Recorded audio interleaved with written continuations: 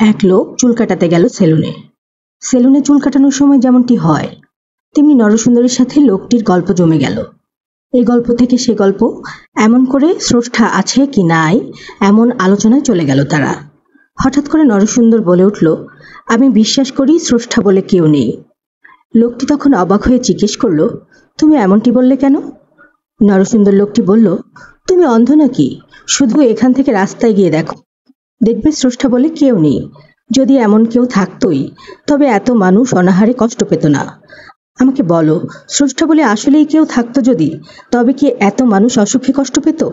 এমনকি দুধের শিশুরাও বাদ যায় না। যদি স্রষ্টা বলে আসলেই কেউ থাকতো তবে এত কেউ কষ্টে থাকতো না, কষ্ট পেত না। আমি বুঝি না, স্রষ্টা বলে যদি কেউ থাকতই তবে নিজের সৃষ্টিকে এমন কষ্ট কেউ দিতে পারে কি করে?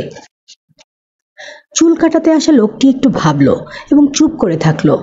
সে কোনো যুক্তিতর্কে যেতে চাইল না। চুল কাটা শেষ হলে লোকটি দোকানের বাহিরে আসলো। বাইরে আসার পর উস্কো খুস্কো লম্বা জট পাকানো ময়লা চুলদারির এক লোককে দেখতে পেল রাস্তায় দাঁড়িয়ে। দোকানে ফিরে এসে লোকটি নরসুন্দরকে বলল, তুমি জানো কি, এ এলাকায় কোনো নরসুন্দর নেই। নরসুন্দর অবাক হয়ে বলল, কি সব বাজে বকছো?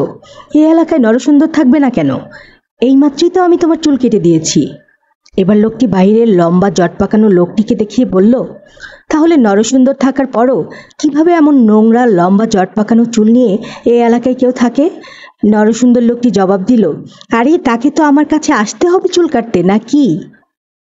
ভালো থাকবেন সবাই, ধন্যবাদ।